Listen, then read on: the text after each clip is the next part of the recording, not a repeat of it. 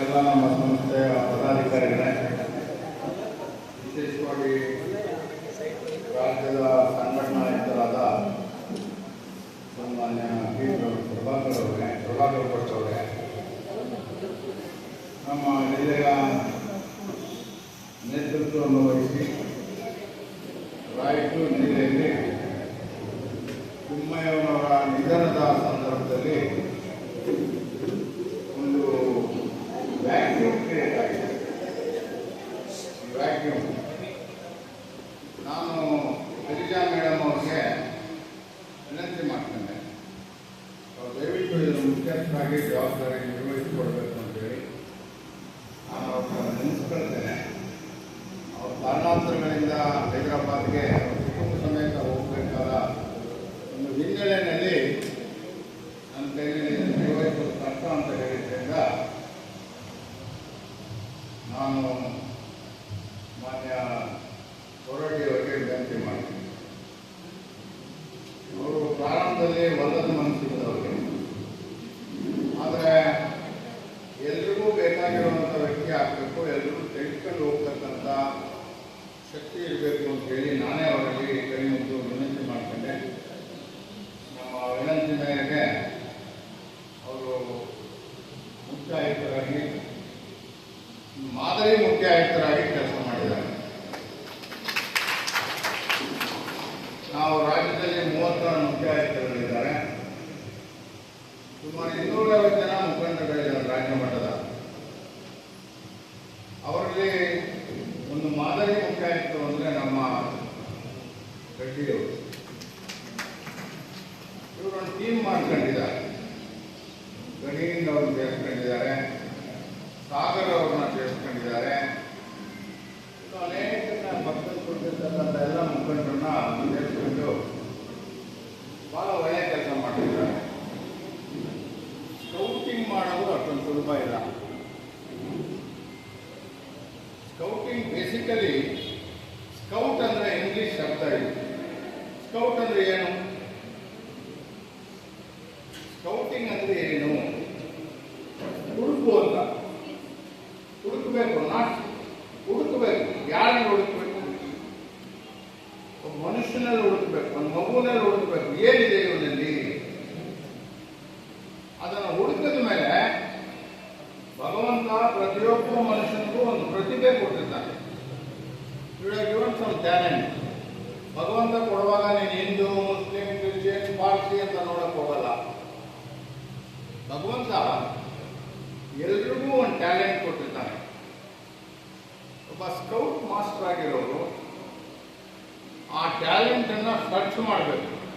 That is scouting. ಹುಡುಕು, scout, ಹುಡುಕ್ತೀನಿ. ಎಷ್ಟು ಒಳ್ಳೆಯ ಶಬ್ದ ಉಪಯೋಗಿಸಿದ್ದಾರೆ ಬೆಳಂತು. ಅದಾದ್ಮೇಲೆ ನೀನು ಗೈಡ್ ಮಾಡು.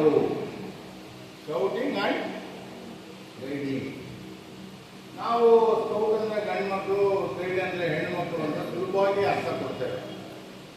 ಆದರೆ ನೀವು ಸ್ವಲ್ಪ ಆಧ್ಯಾತ್ಮಿಕವಾಗಿ, ಫಿಲಾಸಫಿಕಲ್ ಆಗಿ ಒಳಗಡೆ ಹೋದಾಗ ಸ್ಕೌಟಿಂಗ್ ಅಂದರೆ ಬೇರೊಬ್ಬನ ಪ್ರತಿಭೆಯನ್ನು ಗುರುತು ಮಾಡಿ ಅದಕ್ಕೆ ಪುರಸ್ಕಾರ ಕೊಡು, ಬೆನ್ನು ತಟ್ಟು, ಅದಕ್ಕೆ ಗೊಬ್ಬರ ಹಾಕು, ನೀರು ಹಾಕು, ಬೆಳೆಸು. ಇದು ಸ್ಕೌಟಿಂಗ್ ಗೈಡಿಂಗಿನ ನಿಜವಾದ ಅರ್ಥ. ನಾನು ಅವ್ರನ್ನ ಹೊಗಳಬೇಕು ಅನ್ನೋ ದೃಷ್ಟಿಯಿಂದ ಹೇಳ್ತಾ ಇಲ್ಲ. ಅವ್ರು ನಿಜವಾಗಿಯೂ ಸ್ಕೌಟಿಂಗಿನ ಒಬ್ಬ ಟೀಚರ್ ಆಗಿ, ಒಬ್ಬ ಅಧ್ಯಾಪಕರಾಗಿ ಇದೆಲ್ಲ ಟೀಮು ನಾವು ಬೆಳಗ್ಗೆಯಿಂದ ನೋಡಿದ್ದೀವಲ್ಲ, ಆ ಟೀಮನ್ನೆಲ್ಲ ಸ್ಕೌಟ್ ಮಾಡಿ ಗೈಡ್ ಮಾಡಿದ್ದಾರೆ. ಇನ್ನು ಮಾಡೋರು ಇದ್ದಾರೆ. ಅವರು ಸ್ಕೌಟಿಂಗ್ ಗೈಡಿಂಗ್ ಅಷ್ಟೊಂದು ಸುಲಭವಾಗಲ್ಲ ನಡೆಸೋರು. ನಾನು 45 ವರ್ಷದಿಂದ ಈ ಸಂಸ್ಥೆ ಜೊತೆ ಸಂಬಂಧ ಇಟ್ಕೊಂಡಿದ್ರು, ಪದಾಧಿಕಾರಿ ಆಗಿದ್ರು, ಒಂದು ಯೂನಿಟ್ ನಡೆಸೋದು ಎಷ್ಟೊಂದು ಕಷ್ಟ ಅಂತ ಈಗ ನಾನು ಅನುಭವಿಸ್ತಾ ಇದ್ದೇನೆ. ಯಾಕೆ ಅನುಭವಿಸ್ತಾ ಇದ್ದೇನೆ ಅಂದರೆ, ಈಗ ನಾನೇ ಸ್ವತಃ ಒಂದು ಓಪನ್ ಯೂನಿಟ್ ಮಾಡಿದ್ದೀನಿ. ನಾನು ಓಪನ್ ಯೂನಿಟ್ ಅನ್ನ ಬೇರೆಯವರಿಗೆ ತೃಪ್ತಿಪಡಿಸ್ಲಿಕ್ಕೆ ಮಾಡಿಲ್ಲ. ನನ್ನ ಆತ್ಮಕ್ಕೆ ನನಗೆ ಸಂತೋಷ ಸಿಗಲಿ ಅಂತ ನಮ್ಮ ಏರಿಯಾದಲ್ಲಿ ಮಾಡಿದ್ದೀನಿ. ಹುಡುಗನ ತರಬೇಕಲ್ಲ. ಒಂದು ಕೊಳಚೆ ಪ್ರದೇಶ ಸ್ಲಮ್ ಏರಿಯಾಗೆ ಹೋಗ್ತೇನೆ ನಾನು. ಅಲ್ಲಿ ಯಾರಾದರೂ ಹುಡುಗರು ಕೆಟ್ಟೋಗಿರೋರು ಇದಾರ ನೋಡ್ತಾ ಇದ್ದೀನಿ. ಯಾರು ತಪ್ಪು ತಿಳ್ಕೋಬಾರ್ದು. ಪೊಲೀಸ್ ಕಾಲೋನಿಗಳಲ್ಲಿ ಅವ್ರ ಮಕ್ಕಳು ಬಹಳ ಕೆಟ್ಟೋಗಿದ್ದಾರೆ. ಬೆಂಗಳೂರಿನಲ್ಲಿ ಸುಮಾರು 40,000 ಪೊಲೀಸ್ನವರಿದ್ದಾರೆ. 40,000. ಆ 40,000ಕ್ಕೂ ಸರ್ಕಾರ ವಸತಿ ಗೃಹಗಳನ್ನು ಕೊಟ್ಟಿದೆ. ಆ ವಸತಿ ಗೃಹಗಳಿಗೆ ಹೋದಾಗ ನೀವೇನೆಲ್ಲ ಮಾಡಬಾರ್ದು ಅಂತ ಹೇಳ್ತೇವೆ, ಅದೆಲ್ಲ ಮಾಡೋ ಹುಡುಗರಲ್ಲಿದ್ದಾರೆ. ನನಗೆ ಒಂದು ಚಾಲೆಂಜ್ ಕೊಟ್ಟರು ನನ್ನ ಪೊಲೀಸ್ ಕಮಿಷನರ್ ಸಾಹೇಬರು.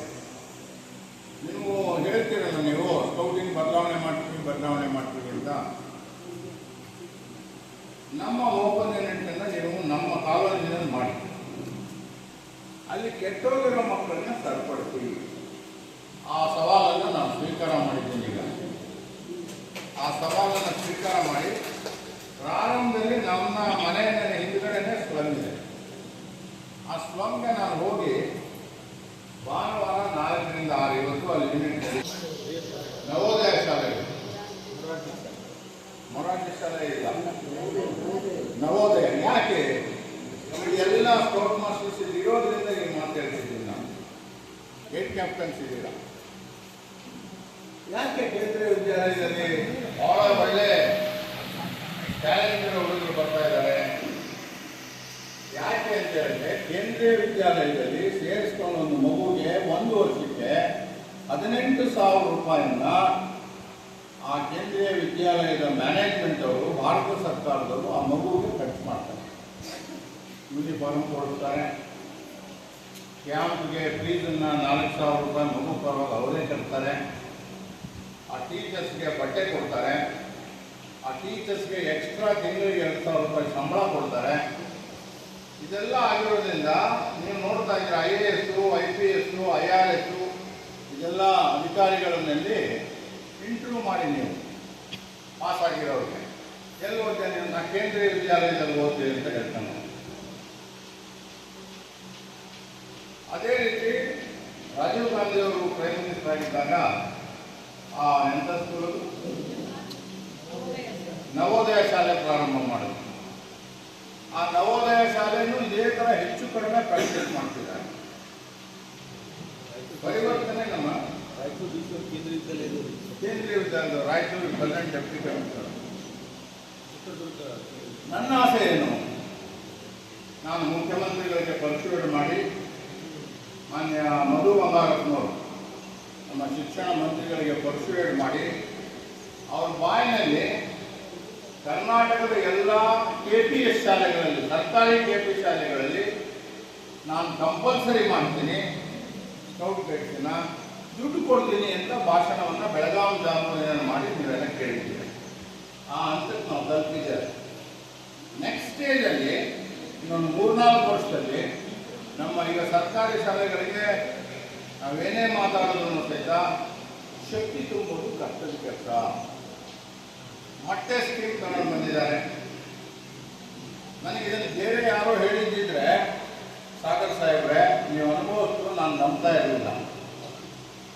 ಬಹಳ ಉನ್ನತ ಅಧಿಕಾರಿ ಶಿಕ್ಷಣ ಇಲಾಖೆಗೆ ಅವ್ರು ಹೇಳ್ತಾರೆ, ಸರ್ ಬರೀ ಮೇಲ್ಜಾತಿಯವರು, ಲಿಂಗಾಯತರು, ಬ್ರಾಹ್ಮಣರು, ಶೆಟ್ಟರು ಅಷ್ಟೇ ಎಲ್ಲ ನೀವು ಮೊಟ್ಟೆ ತಿಂದೇ ಇರೋರು, ನಮ್ಮ ಹೆಣ್ಣು ಮಕ್ಕಳು ಯಾರು ತಿನ್ನೋದು ಕಷ್ಟ ಸರ್. ಯಾಕೆ ಅಂತ ಕೇಳಿ, ಇಲ್ಲ ದಪ್ಪ ಆಗೋಗ್ಬಿಡ್ತೀವಿ, ಉಪ್ಪು ಕಡಿಮೆ ಆಗೋಗ್ಬಿಡ್ತದೆ, ಅದಕ್ಕೋಸ್ಕರ ಮೊಟ್ಟೆ ತಿನ್ನಲ್ಲ. ಮತ್ತೇನು ಮಾಡ್ತಾರೆ, ಕೊನೆಯ ಬೆಂಚಲ್ಲಿ ಇಟ್ಟಿರ್ತಾರೆ ಸರ್ ಮೊಟ್ಟೆಗಳನ್ನು. ಆಮೇಲೆ ಬಿಸಿ ಊಟ ಎಷ್ಟು ಮಟ್ಟಿಗೆ ಪ್ರಯೋಜನ ಆಗಿದೆ ಅನ್ನೋದು ನಿಮಗೆ ಗೊತ್ತಿದೆ. ಸರ್ಕಾರ ಕೊಡ್ತಕ್ಕಂಥ ಟೆಕ್ಸ್ಟ್ ಬುಕ್ಗಳು ಯಾವ ತಿಂಗಳಲ್ಲಿ ಕೊಡ್ತಾರೆ, ಎಷ್ಟು ಕೊಡ್ತಾರೆ ಅನ್ನೋದು ನಿಮಗೆ ಗೊತ್ತಿದೆ. ಇದೆಲ್ಲ ಈಗ 5-6 ಸರ್ಕಾರಿ ಶಾಲೆಗಳನ್ನು ಕೂಡಿಸಿ ಕೇಂದ್ರೀಯ ವಿದ್ಯಾಲಯ, ಕೇಂದ್ರೀಯ KPS ಶಾಲೆಗಳನ್ನು ಮಾಡ್ತೀವಿ ಅಂತ ಹೊರಟಿದ್ದಾರೆ. ಎಷ್ಟು ಮಟ್ಟಿಗೆ ಯಶಸ್ವಿ ಆಗ್ತದೆ ನೋಡಬೇಕು. ನಾವು ಶಿಕ್ಷಕರನ್ನ ಟೀಕೆ ಮಾಡಿ ಉಪಯೋಗ ಇಲ್ಲ. ನಾನು 18 ಇಲಾಖೆಗಳ ಮಂತ್ರಿಯಾಗಿದ್ದವನು. ಈ 18 ಇಲಾಖೆಗಳಲ್ಲಿ ಯಾರಾದರೂ ಒಳ್ಳೆ ಕೆಲಸ ಮಾಡ್ತಾರೆ ಅಂತ ಹೇಳಿದ್ರೆ ಅದು ಶಿಕ್ಷಕರು, ಅದು ಬಿಟ್ಟರೆ KSRTC ಎಂಪ್ಲಾಯೀಸ್. ಶಿಕ್ಷಕರು ಮಾಡ್ತಾರೆ, KSRTC ವರ್ಕರ್ಸ್, ಕಂಡಕ್ಟರ್ಸ್, ಡ್ರೈವರ್ಸ್ ಮಾಡ್ತಾರೆ. ಇಲ್ಲದೆ ಹೋದರೆ ನಮ್ಮ ರಾಜ್ಯದಲ್ಲಿ 48,000 ಬಸ್ಗಳು 24 ಗಂಟೆ 365 ದಿನ ಓಡ್ತಾ ಇರಲಿಲ್ಲ. ಭಾಳ ಕಷ್ಟ ಡ್ರೈವರ್ ಕೆಲಸ. ಒಂದಿನ ನಮ್ಮ ಹೆಂಡತಿ ಮಕ್ಕಳನ್ನ ಮನೆ ಬಿಟ್ಟು ಊರಿಗೆ ನಾವು ಹಿಂದೆ ಮುಂದೆ ನೋಡ್ತೇವೆ. ಅವ್ನಿಗೇನಾದ್ರೂ ಲಾಂಗ್ ಡಿಸ್ಟೆನ್ಸ್ ಸರ್ವಿಸ್ ಹಾಕ್ಬಿಟ್ರೆ 8 ದಿನ ಇಲ್ಲ, ಮಕ್ಕಳಿಲ್ಲ, 3 ದಿನ 4 ದಿನ ಆಯ್ತು. ಅದಕ್ಕೆ ಅವರು ಕುಡಿತದ ಚಟ, ಇನ್ನೊಂದು ಚಟಕ್ಕೆ ನಮ್ಮ ಡ್ರೈವರ್ಸ್ಗಳು ಒಳಗಾಗ್ತಾರೆ. ಶಾಪುರ ನಿಮಗೆಲ್ಲ ಗೊತ್ತಿರ್ತದೆ, ಹತ್ತಿರದಲ್ಲಿರೋ ತಾಲೂಕು. ನಾನು ಸಾರಿಗೆ ಮಂತ್ರಿ ಆಗಿದ್ದಾಗ ನಾನು ಯಾವತ್ತೂ ಬರೀ ಸಮಸ್ಯೆಗಳನ್ನು ಹುಡುಕಲ್ಲ, ಸಮಸ್ಯೆಗಳಿಗೆ ಪರಿಹಾರ ಹುಡುಕ್ತೀನಿ. ನಾನು ಶಾಪುರ ಡಿಪೋಗೆ ಹೋಗಿದ್ದೆ, ನಾನು ಅದೇ ವೈದ್ಯರನ್ನು ಕರ್ಕೊಂಡು ಹೋಗಿದ್ದೆ. ನಾನು ಪ್ರೈಮರಿ ಹೆಲ್ತ್ ಸೆಂಟ್ರಾಗ ಬಾಪುಗೌಡರು MLA ಹೋಗಿದ್ದೆ. ನಿಮಗೆ ಗೊತ್ತಿರ್ತದೆ ಚೆನ್ನಾಗಿ ಶಾಪುರ. ಅಲ್ಲಿರೋ ಡ್ರೈವರ್ಗಳಲ್ಲಿ 90% ಅವ್ರಿಗೆಲ್ಲ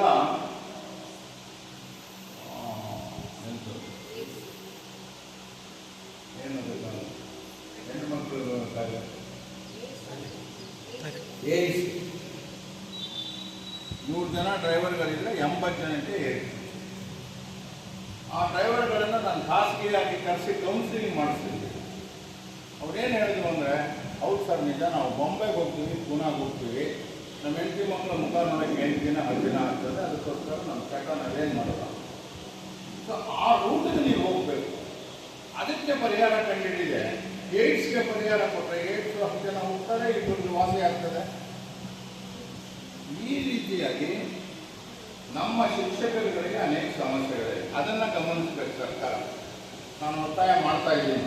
ನಾನೇನು ಅದಕ್ಕೆ ಸ್ಕೌಟ್ ಗೈಡ್ಸನ್ನು ಕರ್ನಾಟಕದಲ್ಲಿ ಬೆಳೆಸ್ಬಿಟ್ಟು ಮಾಡಬೇಕು ಅನ್ನೋ ವೃತ್ತಿ ನನಗಿಲ್ಲ, ಅಥವಾ ನಾನು ಮುಖ್ಯ ಆಯುಕ್ತನ ಕುರ್ಚಿ ಹಿಡ್ಕೊಂಡು ಕೂತ್ಕೋಬೇಕು ಅನ್ನೋದು ನನಗಿಲ್ಲ. ಯಾರೋ ನನ್ನ ಸಹೋದ್ಯೋಗಿಗಳು ಮಾಡೋಣ. ನನಗೆ ಇದು ಒಂದು ಚಳುವಳಿಯಾಗಿ ಆಂದೋಲನದ ರೀತಿಯಲ್ಲಿ ನಮ್ಮ ಮಕ್ಕಳು 4-5 ವರ್ಷದ ಒಳಗಡೆ ಕರ್ನಾಟಕದ ಮಕ್ಕಳು ಭಾರತ ರಾಷ್ಟ್ರಕ್ಕೆ ಮಾದರಿ ಮಕ್ಕಳಾಗಬೇಕು ಅನ್ನೋದು ನನ್ನ ಆಸೆ. ಆಗ್ತದೆ.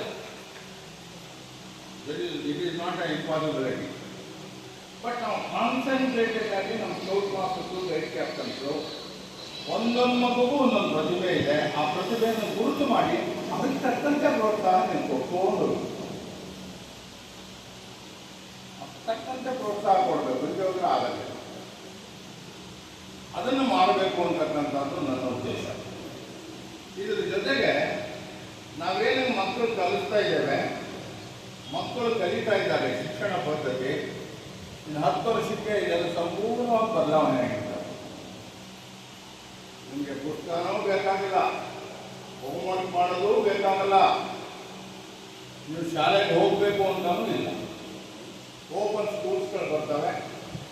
ಒಂದು ಲ್ಯಾಪ್ಟಾಪ್ ಇಟ್ಕೊಳ್ಳೋದು, ಮನೇಲಿ ಕೂತ್ಕೊಳ್ಳೋದು, ನಿಮಗೆಲ್ಲ ಬೋರ್ಡ್ಗಳ ಮೇಲೆ ಮನೇಲಿ ಒಂದು ಬೋರ್ಡ್ ಹಾಕೊಂಡಿರ್ತಾರೆ, ಸ್ಮಾರ್ಟ್ ಬೋರ್ಡು. ಆ ಸ್ಮಾರ್ಟ್ ಬೋರ್ಡಲ್ಲಿ ಆ ಮಗು ಕಲಿತಾರೆ. ಆ ಮಗು ಪಾಠ ಮಾಡೋಕ್ಕೂ ಆ ಸ್ಮಾರ್ಟ್ ಬೋರ್ಡಲ್ಲೇ ಅವ್ರು ಟೀಚರ್ ಕೊಂಡ್ಬಿಡ್ತಾರೆ. ನೀವು ಬೇಡ ಅಂದ್ರೆ ಇದಾಗ್ತದೆ. ನೀವು ಇಲಾನ್ ಮಾಸ್ಕ್ ನೀವೆಲ್ಲ ಕೇಳಿರ್ತೀರ. ಇಲಾನ್ ಮಾಸ್ಕ್ ಕೇಳಿದ್ದಾನೆ, ಇನ್ನು 10 ವರ್ಷಕ್ಕೆ ಇಡೀ ಪ್ರಪಂಚದ ಚಿತ್ರಣ ಬದಲಾವಣೆ ಆಗ್ತದೆ ರೀ, ಬದಲಾವಣೆ ಆಗ್ತದೆ. ಈಗ 25 ವರ್ಷದ ಹಿಂದೆ ನಮ್ಮ ರಾಮಾಯಣ ಮಹಾಭಾರತದ ಪಶುಪತಾಸ್ತ್ರ, ಅಗ್ನಿ ಅಸ್ತ್ರ, ನೀರಿನ ಅಸ್ತ್ರ ಇದೆಲ್ಲ ಇದೆ ಅಂತ ನಾವು ನಂಬ್ತಾ ಇದ್ವಾ? ಕಥೆಯ ಪುರಾಣ ಹೇಳ್ತೀಯ ನೀನು ಅಂತ ಹೇಳೋದು. ಈಗ ನೀವೇ ನೋಡ್ತಾ ಇದ್ದೀರಾ, ಪ್ರಪಂಚದ ಬಹುತೇಕ ದೊಡ್ಡ ರಾಷ್ಟ್ರಗಳು ಒಬ್ಬರಿಗೊಬ್ಬರು ಕುಸ್ತಿ ಆಡ್ತಿದ್ದಾರೆ. ಒಂದು ಕಡೆ ಅಮೆರಿಕ, ಒಂದು ಕಡೆ ಪಾಪ ಇರಾನ್, ಕೊಮೆನಿಗೆ ಹೊಡೆದಾಕ್ಬಿಟ್ರಂತೆ ಪಾಪ. ಏನು ಅಂತೇನು ಮಾಡಿದ್ರು? ಇನ್ನೊಂದು ಕಡೆ ರಷ್ಯಾ, ಮತ್ತೊಂದು ಕಡೆ ಯುಕ್ರೇನ್, ಪಾಕಿಸ್ತಾನ್, ಅಫ್ಘಾನಿಸ್ತಾನ್. ಇಲ್ಲೇ 30 ಜನ 40 ಜನ ಹೆಣ್ಣುಮಕ್ಕಳನ್ನ ಒಂದು ಬಾಂಬ್ ಕೊಲ್ತದೆ ಅಂತ ಹೇಳಿದ್ರೆ, ಇನ್ನು ರಾಷ್ಟ್ರದ ನಮ್ಮಲ್ಲಿ ಸದ್ಯ ಭಗವಂತನ ದಯೆ ಅಂತ ಅಂದ್ಕೊಂಡಿದ್ದೀನಿ, ಇನ್ನೂ ಏನೂ ಆಗಿಲ್ಲ. ಸೊ ಇದಕ್ಕೆಲ್ಲ ಏನು ಪರಿಹಾರ? ಬರೀ ಶಿಕ್ಷಣ ಅಲ್ಲ, ಬರೀ ಶಿಕ್ಷಣ ಅಲ್ಲ. പക്ഷെ ಟ್ರಂಪ್ ಅಷ್ಟು ಶಿಕ್ಷಣ ನಾವ್ಯಾರು ಪಡೆದಿಲ್ಲ. ಬಟ್ ಟ್ರಂಪ್ ಮಾಡ್ತಾ ಇರೋ ಅನಾಹುತಗಳನ್ನು ನಾವು ನೋಡ್ತಾ ಇದ್ದೀವಿ. ಸೊ ಇದಕ್ಕೆಲ್ಲ ಪರಿಹಾರ ಏನು? ಪರಿಹಾರ ಶಾಂತಿ. ಇದೆಲ್ಲ ಬುದ್ಧ ಹೇಳಿದ್ದಾನೆ, ಬಸವಣ್ಣ ಹೇಳಿದ್ದಾರೆ, ಅಂಬೇಡ್ಕರ್ ಹೇಳಿದ್ದಾರೆ, ಗಾಂಧಿ ಹೇಳಿದ್ದಾರೆ. ಈ ತತ್ವಗಳ ಆಧಾರದ ಮೇಲೆ ಬೆಡನ್ಪೌಡ್ರವರು ಈ ಸಂಸ್ಥೆಯನ್ನು ಕಟ್ಟಿರೋರು.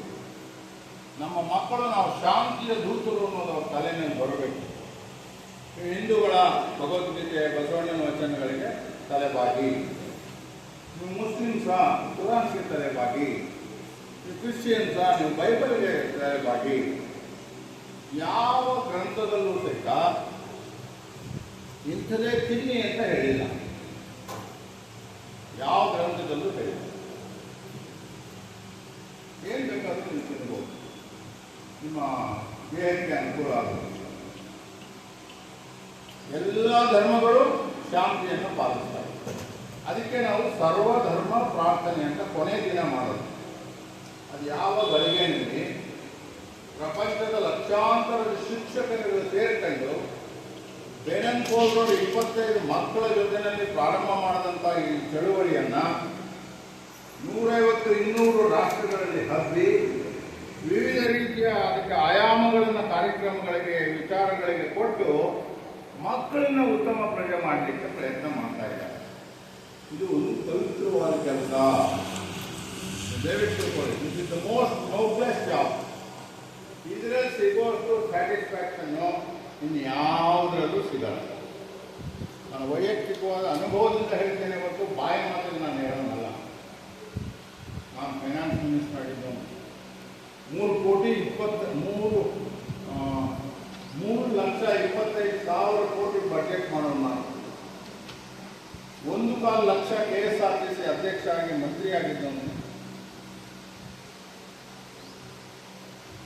1.5 ಲಕ್ಷ ಪೊಲೀಸರನ್ನ ಹಿಡಿತದಲ್ಲಿ ಇಟ್ಕೊಂಡಂತ ಹೋಮ್ ಮಿನಿಸ್ಟರ್ ಆಗಿದ್ದವನು. ಬಟ್ ಸತ್ಯ ಹೇಳ್ತಿದ್ದೀನಿ, ನಾನು ಇದು ಯಾವುದು ಆಗ್ತದೆ ಅಂದ್ಕೊಂಡು ಕನಸಲ್ಲಿ ಎನಿಸಿರ್ಲಿಲ್ಲ. ಆದಾಗ ನಾನು ನರಕದಲ್ಲಿದ್ದೆ ಅಂತೇಳಿ ಈಗ ಅನ್ನಿಸ್ತಾ ಇದೆ ನನಗೆ. ಬೆಳಗ್ಗೆ 4:30 ಪ್ರಾರಂಭ ಆಗ್ತದೆ. ದೊಡ್ಡವರೇ ಬಂದು ಮನೆ ಮುಂದೆ ಕೂತಿರ್ತಾರೆ. ಯಾಕೆ? ಏನ್ರಿ ನಮ್ಮ ಕಾನ್ಸ್ಟಿಟ್ಯೂನ್ಸಿನಲ್ಲಿ ನಮ್ಮ ML ನನಗೆ ಗೊತ್ತಿದ್ದಂಗೆ ನೀವು ಟ್ರಾನ್ಸ್ಫರ್ ಮಾಡಿಬಿಟ್ಟಿದ್ದೀರಾ? ಇಲ್ಲಪ್ಪ, ನಾನು ಟ್ರಾನ್ಸ್ಫರ್ ಮಾಡಿಲ್ಲ. ಇದೆಲ್ಲ ಮಾಡಿದ್ದೀರ ನೋಡಿ. ಯಾರು ಟ್ರಾನ್ಸ್ಫರ್ ಬಂದು? ಯಾರು ಟ್ರಾನ್ಸ್ಫರ್? Constable transfer. ನಾನು ಹೇಳಿದ್ದು ಟಾರ್ಚರ್. ಯಾಕೆ ಟ್ರಾನ್ಸ್ಫರ್ ಮಾಡಿದ್ದೀರಾ ಅಂತ SP ಕೇಳಿದೆ ನಾನು. ಸರ್, ಅವನೇ ಗಂಧದ ಸಾಮಾನನ್ನು ಸಾಗಿಸ್ತಾ ಇದ್ದ, ಅದಕ್ಕೋಸ್ಕರ ನಾನು ಅವನಿಗೆ ಬೇರೆ ಕಡೆ ಗಂಧದ ಪದಾರ್ಥಗಳು ಸಿಗದೇ ಇರೋ ಕಡೆ ಸಾಗಿಸಿದ್ದೀನಿ ಅಂತ. ಆದರೆ ನಮಗೇನಾಗ್ತದೆ ಹಿಂಸೆ? ಇನ್ನೊಬ್ರು ಭಾಳ ದೊಡ್ಡ ಮನುಷ್ಯರು, ನಾನು ಹೇಳೋಕ್ಕಾಗೋದಿಲ್ಲ ಅವರ ಹೆಸರನ್ನ, ಹೇಳೋದು ಇಲ್ಲ ನಾನು. ಬೆಳಗಿನ ಜಾವ 1 ಗಂಟೆಗೆ ಫೋನ್ ಮಾಡ್ತಾರೆ. ಯಾಕೆ ಸರ್ ಇಷ್ಟೊತ್ತಿನಲ್ಲಿ ಫೋನ್ ಮಾಡಿದ್ದೀರಾ? ಏನು ಹೆಚ್ಚು ಕಡಿಮೆ ಆಯಿತು? ಯಾರು ಬೇರೆ ರಾಜ್ಯದವರು, ಭಾಳ ದೊಡ್ಡ ಮನುಷ್ಯರು, ಪ್ರಧಾನಿ ಆಗಬೇಕು ಅಂತ ಬಯಸಿದ್ರು. ಏನು ಸರ್? ಏನಿಲ್ಲ, ನಮ್ಮ ಊರಿನ ಒಂದು ಲಾರಿ ಒಂದು ಕಾರನ್ನು ಶಿವಮೊಗ್ಗ ದಾವಣಗೆರೆ ಮಧ್ಯೆ ಹಿಡಿದುಬಿಟ್ಟಿದ್ದಾರೆ. ಪೂರ್ತಿ ಗಂಧದ ಮರಗಳಿವೆ, ಬಿಡಿಸ್ಬಿಟ್ಟಿದ್ದೀನಿ. ಬಿಡಿಸದೆ ಹೋದರೆ ನನ್ನ ಸ್ಥಾನ ಹೊರಟೋಗ್ತದೆ. ಬಿಡಿಸಿದ್ರೆ ನಾನು ಕೆಲಸ ಕಾಣಿಕೆ ಮಾಡ್ದಂಗೆ. ನಿಮ್ಮೂರಿನಿಂದ ಭಾಳ ಲಗ್ಸುರಿ ಬಸ್ಗಳು ಹೋಗ್ತವೆ ಬೆಂಗಳೂರಿಗೆ, ಹೈದರಾಬಾದ್ಗೆ, ಅಲ್ಲಿಗೆ. ಬಸ್ ಒಳಗಡೆ ಜನ ಇರಲ್ಲ. ನಿಮಗೂ ಆಶ್ಚರ್ಯ ಆಗ್ತದೆ, ಏನಪ್ಪ ಬಸ್ ಒಳಗಡೆ ಜನನೇ ಇಲ್ಲ, ಹೆಂಗೆ ಇವನು ಓಡಿಸ್ತಾನೆ, ಇವನು ಹುಚ್ಚಿಟ್ಟಿದೆಯಾ ಅಂತೇಳಿ. ಬಸ್ ಒಳಗಡೆ ಜನ ಇರಲ್ಲ, ಆದರೆ ಬಸ್ ಕೆಳಗಡೆ ಲಗೇಜ್ ಇರ್ತದೆ. ಆ ಲಗೇಜಲ್ಲಿ ಫೋಟೋ ನೋಡಿದ್ರೆ ತುಂಬ ಇರ್ತಾರೆ. ಮೊನ್ನೆ ನೋಡಿದ್ರೆ ನೀವು 400 ಕೋಟಿ 2,000 ರೂಪಾಯಿ ನೋಟ್ಗಳು 4 ಲಾರಿನಲ್ಲಿ ರಾತ್ರಿ 12 ಗಂಟೆಗೆ ಸಿಗ್ತದೆ ಅಂತ ಹೇಳಿದ್ರೆ ಎಲ್ಲಿ ಹೋಗ್ತಾ ಇದೆ ದೇಶದ ಸಿಬ್ಬಂದಿ? ಸೊ ಇದನ್ನೆಲ್ಲ ನೋಡ್ಕೊಂಡು ನಾನು ವ್ಯವಸ್ಥೆ ವಿರುದ್ಧ ಹೋರಾಟ ಮಾಡಬೇಕು. ಅವ್ರನ್ನ ಕ್ರಮ ತಗೊಂಡ್ರೆ ನನ್ನ ಜಾಗ ಹೊರಟೋಗ್ತದೆ. ಅದಕ್ಕೆ ನಾನು ಶಾಶ್ವತವಾಗಿ ಆ ಜಾಗ ನೀವೇ ಇಟ್ಕೊಳ್ಳಿ, ನಾನು ಇದನ್ನು ಮಾಡ್ತೀನಿ ಅಂತೇಳಿ ಮಕ್ಕಳ ಜೊತೆ ನಾನು ಕೆಲಸ ಮಾಡ್ತಾ ಇದ್ದೀನಿ. ನನ್ನ ಅನುಭವ ಅಂತ ನೀವು ಅನ್ಕೋಬೇಡಿ, ನನಗೆ ಗೊತ್ತಿದೆ ಇದು ಎಲ್ಲರ ಅನುಭವ. ಈ ಅಜೀಜ ಮೇಡಮ್ ಅವ್ರಿಗೆ ಬರಬೇಕು ಅಂತ ಏನಿಲ್ಲ, ಏನು ಒಂದು ಶಾಲ್ ಕೊಟ್ಟಿದ್ದೀರಾ ಮತ್ತೆ ಮಂದಾರ ಹಾಕಿದ್ದೀರಾ, ಅದು ಎಳೀತದೆ ಹಾಕಿ ಅವ್ರು ಹೃದಯಕ್ಕೆ ನಡೆ ನಡಿ ಅದು ನಡಿ ಇಲ್ಲೇ ಹೋಗ್ತೀನಿ. ಹೌದಲ್ವೇ? ಹೀಗಾಗಿ ನಿಮ್ಮ ಹೃದಯಗಳಲ್ಲಿ ಇದೆ. ಇದಲ್ಲದೆ ನೀವು 2 ಗಂಟೆವರೆಗೂ ಇನ್ಪುಟ್ ಕೊಡ್ತಾ ಇರಲಿಲ್ಲ. ಮೆಥಡಾಲಜಿ ಪ್ರೋಗ್ರಾಮ್ಸು ಇವೆಲ್ಲ ಚೇಂಜಸ್ ಆಗ್ತವೆ. ಭಾಳ ಯೋಚನೆ ಮಾಡಿ ಮಾಡಿ ಮಾಡಿ ಈ ಪ್ರೋಗ್ರಾಮ್ಸು ಇದನ್ನೆಲ್ಲ ನಾವು ತಗೊಂಡು ಬರ್ತಾ ಇದ್ದೀವಿ. ಬದಲಾವಣೆ ಆಗಬೇಕು, ನಾನು ಹೋಗ್ತೇನೆ. ಶಿಕ್ಷಣ ಕ್ರಮ ಯಾವ ಥರ ಬದಲಾವಣೆ ಆಗ್ತದೆ, ನಮಗೂ ಅದೇ ಥರ ಬದಲಾವಣೆ ಮಾಡೋಣ. ಸಮಾಜದಲ್ಲಿ ನಾವು ಒಳ್ಳೆಯದಕ್ಕೆ ನಾವು ಪ್ರತಿನಿಧಿಸಬೇಕು. ಒಂದು ಉದಾಹರಣೆ ಹೇಳಿ ನಾನು ಮಾತು ಮುಗಿಸ್ತೇನೆ. ಹಾಸನದಲ್ಲಿ ಹಾಸನಾಂಬ ಜಾತ್ರೆ ಆಗ್ತದೆ. ನೀವು ಕೇಳಿರ್ತೀರ, ಹಾಸನಾಂಬೆ ಅವರು ವರ್ಷಕ್ಕೆ 8 ದಿನ ಮಾತ್ರ ದರ್ಶನ ಕೊಡೋದು, ಅವಳ ದೇವಸ್ಥಾನದ ಬಾಗಿಲು 8 ದಿನ ಮಾತ್ರ ತೆಗೆಯೋದು, ಅವಳು ಯಾವಾಗಲೂ ಅಲ್ಲಿರ್ತಾಳೆ ಅಂತೇಳಿ, ಹಿಮಾಲಯದಲ್ಲಿರ್ತಾಳೆ ಅಂತೇಳಿ, ವೈಷ್ಣವದಲ್ಲಿ ಅವಳು ಬರ್ತಾಳೆ. ಏನೋ ನಂಬಿಕೆ ಅದು, ನಂಬಿಕೆ ನಿಜ. ಇವತ್ತು ನಾನು ಹಾಸನ ಜಿಲ್ಲಾ ಮಂತ್ರಿಯಾಗಿದ್ದೆ. ಜಿಲ್ಲಾ ಮಂತ್ರಿಗಳು SP DC ಎದುರುಗಡೆನೆ ಬಾಗಿಲಾಗ್ತಾರೆ. ಹಾಕೋದು ಅದೊಂದು ದೀಪ ಇಡ್ತಾರೆ, ದೀಪ ತುಂಬ ಎಣ್ಣೆ ಹಾಕ್ತಾರೆ, ಅನ್ನದ ಪ್ರಸಾದ ಮಾಡಿ ದೇವಿಗೆ ಇಡ್ತಾರೆ, ಹೂವು ಹಾಕ್ತಾರೆ. 1 ವರ್ಷ ಆದಮೇಲೆ ಓಪನ್ ಮಾಡ್ತಾರೆ. ದೀಪನೂ ಹಂಗೆ ಉಳಿತಾ ಇರ್ತದೆ, ಅನ್ನನೂ ಹಾಗೆ ಇರ್ತದೆ, ಹೂವನ್ನು ಬಾಡಿ ಏನೋ ಒಂದು ಮಹಿಮೆ ಇದೆ ಅಲ್ವಾ. ನೀವು ಬೇಕಾದ್ರೆ ನೋಡಿ, ಇಲ್ಲಿ ಬಳ್ಳಾರಿಯಿಂದ ಆಚೆ ಚಳಿಕೆರೆಗೆ ಹೋಗೋ ದಾರಿನಲ್ಲಿ ಒಂದು ಊರಿದೆ, ಅಶೋಕ್ ಸಿದ್ದಾಪುರ ಅಂತ ಅದರ ಹೆಸರು. ಅಶೋಕ್ ಸಿದ್ದಾಪುರ ಅಂತ ಹೇಳಿ ಅಲ್ಲಿ 2 ಓಣಿಗಳಿವೆ. ಹಿಂಗೆ 2 ದಾರಿ, ಮಧ್ಯದಲ್ಲಿ ಒಂದು ಸಣ್ಣ ಗುಡ್ಡದ ಬಲಗಡೆ ಒಂದು ದಾರಿ, ಎಡಗಡೆ ಒಂದು ದಾರಿ, ಒಂದೇ ಊರು. ಆ ಬೆಟ್ಟದ ಮೇಲೆ ಆ ಊರಿನ ಒಳಗಡೆ ಒಂದು ಗುಹೆ ಇದೆ. ಆ ಗುಹೆನ ಯಾವಾಗಲೂ ಒಂದು ದೊಡ್ಡ ಬಂಡೆ ಹಾಕಿ ಮುಚ್ಚಿರ್ತಾರೆ. ಆ ಊರಿನಲ್ಲಿ ಯಾರಾದರೂ ಸತ್ತರೆ ಅವರು ಅಂತ್ಯಕ್ರಿಯೆ ಮಾಡಲ್ಲ, ಪೂಜೆಯನ್ನು ಮಾಡಿ ತಗೊಂಡು ಹೋಗ್ಬಿಟ್ಟು ಆ ಬಾಡಿನ ಆ ಕಲ್ಲನ್ನು ಬಂಡೆ ನೀರು ಕಡೆ ಅಲ್ಲಾಡಿಸಿ ಅದನ್ನು ಬಿಟ್ಬಿಡ್ತಾರೆ. ಮತ್ತದು ಓಪನ್ ಮಾಡೋಕ್ಕೆ ಹೋಗಲ್ಲ. ಅದು ಯಾವಾಗ ಓಪನ್ ಮಾಡ್ತಾರೆ ಆವತ್ತು ಎಂಟೈರ್ ಊರಿನಲ್ಲಿ ಸುಗಂಧದ ವಾಸನೆ. ನಾನು MP ಪ್ರಕಾಶ್ ನೋಡಿ ವಿಜ್ಞಾನಿಗಳಿಗೆ ಕರ್ಕೊಂಡು ಹೋಗಿ ಏನೇನೋ ಮಾಡ್ಬೋದು, ಏನೂ ಪತ್ತೆ ಆಗಲಿಲ್ಲ ನನ್ನ ಕೈಯಲ್ಲಿ. ಅಂದರೆ ನಮಗೆ ಗೊತ್ತಿಲ್ಲದೆ ಇರುವಂಥ ಅನೇಕ ವಿಚಾರಗಳು ನಿಮ್ಮ ಮಧ್ಯೆ ಇದೆ. ಗೈಡ್ಸ್ ಹಾಸನಾಂಬ ಜಾತ್ರೆ ಆಯ್ತದೆ ವರ್ಷಕ್ಕೊಂದು ಸಾರಿ. ಆ ಜಾತ್ರೆಯಲ್ಲಿ 10 ರಿಂದ 15 ಜನ ಬರ್ತಾರೆ. 15 ರಿಂದ 20 ಕೋಟಿ ದುಡ್ಡನ್ನು ದಾನ ಮಾಡ್ತಾರೆ ಹಾಸನಾಂಬೆಗೆ. ಅಲ್ಲಿಯ ಜಿಲ್ಲಾಧಿಕಾರಿಗಳು, ಆ ಜಿಲ್ಲಾಧಿಕಾರಿಗಳು ನಿಮ್ಗೆ ಗೊತ್ತಿದೆ, ಸರ್ಕಾರ ಬಂದಂಗೆಲ್ಲ ಅವರು ಬದಲಾವಣೆ ಮಾಡ್ತಾರೆ. ಪಾಪ 2 ವರ್ಷಕ್ಕೆ 3 ವರ್ಷಕ್ಕೆ ಅಂತಾರೆ, ನಡಿ ನೀನು ಬೇರೆ ಊರಿಗೆ ಅಂತಾರೆ. ಯಾವುದೇ ಪಕ್ಷದ ಜಿಲ್ಲಾಧಿಕಾರಿಗಳು ಬರಲಿ, ಆ ಬಂದಿರ್ತಕ್ಕಂಥ ದುಡ್ಡನ್ನು ಎಣಿಸೋರು ಯಾರಪ್ಪ ಅಂತ ಹೇಳಿದ್ರೆ ಪೊಲೀಸ್ನವ್ರು ಕೊಡಲ್ಲ, ಅವರು ರೆವಿನ್ಯೂ ಇಲಾಖೆ ಕೊಡೋದಿಲ್ಲ. ಅವರು ಹುಡುಕ್ತಾರೆ ಜಿಲ್ಲಾಧಿಕಾರಿಗಳು, ಎಲ್ಲಿ ಆ ಸ್ಕೌಟ್ ಗೈಡ್ಸ್ ದುಡ್ಡು ಅಂತೇಳಿ ನಮ್ಮ ಹುಡುಗರಿಗೆ ಕೊಡ್ತಾರೆ, ಎಣಿಸೋ ಕೆಲಸ. 2019 ನಾನೇ ಮಾಡಿ ಬಂದಿದ್ದೀನಿ. ನೀವು ಒಬ್ಬರ ಸೇವೆ, ಪ್ರಾಮಾಣಿಕತೆ, ನಾನು ಬೆಳಿಗ್ಗೆ ಹೇಳಿದಂಥ ಸಿಂಧೂರಿಕತೆ ವಿಚಾರ, ಇದು ನಮ್ಮ ದಿನನಿತ್ಯದ ಜೀವನ ಆಗೋದು. ಅದಕ್ಕೋಸ್ಕರ ನನ್ನನ್ನು ನಂಬಿ ನಾನು ಮಾಡಿದಂಥ ಸರ್ಕಾರದಲ್ಲಿ ಮಾಡೋ 18 ವರ್ಷ ಮಂತ್ರಿಗಿರಿ ಮಾಡಿದ ಸಾಧನೆಗೆ ನನಗೆ ಡಾಕ್ಟರೇಟ್ ಸಿಕ್ಕಿಲ್ಲ. ನನಗೆ ಮಾನ್ಯ ರಾಜ್ಯಪಾಲರು ಮತ್ತು ಅಲ್ಲಿ ವೈಚಾರಿಕರ ಡಾಕ್ಟರೇಟ್ ಕೊಟ್ಟಿರೋದು ನಾನು ಸ್ಕೌಟ್ ಗೈಡ್ಸ್ ಜೊತೆಯಲ್ಲಿ ಗುರುತಿಸ್ಕೊಂಡಿದ್ದೀನಿ. ನೀವು ಹೋಗ್ಬೇಕು, ನಮ್ಮ ಸ್ಕೌಟ್ ಮಾಸ್ಟರ್ಗೆ ಕೇಳಿದೆ. ಮತ್ತು ಕಷ್ಟನೂ ಇದೆ ನಡೆಸೋದು, ದುಡ್ಡು ಖರ್ಚು ಮಾಡಬೇಕು, ಟೈಮ್ ಕೊಡಬೇಕು, ಹಬ್ಬ ಹುಣ್ಣಿಮೆನೆಲ್ಲ ನಮ್ಮ ಆಚರಣೆ ಮಾಡ್ಕೊಳ್ಳೋದು ಕಷ್ಟ, ಇವೆಲ್ಲ ಇದೆ. ಆದ್ರೂ ನೀವು ಮಾಡ್ತಾ ಇದ್ದೀರಾ. ಕಲ್ಯಾಣ ಕರ್ನಾಟಕ ಅಷ್ಟೇ ಅಲ್ಲ, ನನಗೊಂದು ಭವಿಷ್ಯ ಇದೆ. ಏನೋ ನನ್ನ ತಲೆಯಲ್ಲಿದೆ, ನಾನು ಹೇಳಲ್ಲ, ಮಾಡಿ ತೋರಿಸ್ತೀನಿ. ಭಗವಂತ ನನಗೆ ಆಯುಷ್ಯ ಆರೋಗ್ಯ ಕೊಟ್ಟರೆ ಈ ಒಂದು ಬೀದರ್ನಿಂದ ಹಿಡಿದು ಕೊಪ್ಪಳದವರೆಗೂ ಇರ್ತಕ್ಕಂಥ ಪ್ರದೇಶದಲ್ಲಿ ಯಾವ ಥರ ರಾಜಸ್ಥಾನದಲ್ಲಿ ಊರಿಗೆ 5 ಜನ 6 ಜನ IAS IPS ಇದ್ದಾರೆ, ಒಂದೊಂದು ಊರಿಗೂ ಆ ಥರ ನಮ್ಮ ಈ ಭಾಗ ಆಗಬೇಕು. ಆಗ ಮಾತ್ರ ನಮ್ಮ ಅಭಿವೃದ್ಧಿ ಸಾಧ್ಯ ಇದೆ.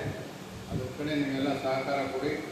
ನಾನು ಇವತ್ತಿನ ಕಾರ್ಯದರ್ಶಿಗಳಾಗಿ, ಜಿಲ್ಲಾ ಕಾರ್ಯದರ್ಶಿಗಳಾಗಿ, ನಮ್ಮ ಸ್ಥಳೀಯ ಸಂಸ್ಥೆಯ ಕಾರ್ಯದರ್ಶಿಗಳಾಗಿ, ಅಧ್ಯಕ್ಷರುಗಳಾಗಿ ಮತ್ತು ನಮ್ಮ ಮುಖ್ಯ ಆಯುಕ್ತರು, ಗೈಡ್ ಆಯುಕ್ತರು, ಸ್ಕೌಟ್ ಆಯುಕ್ತರು ಎಲ್ಲ ಒಬ್ಬೊಬ್ಬರು ಒಂದೊಂದು ಪದವಿ ತೊಗೊಂಡಿದ್ದೀರಾ.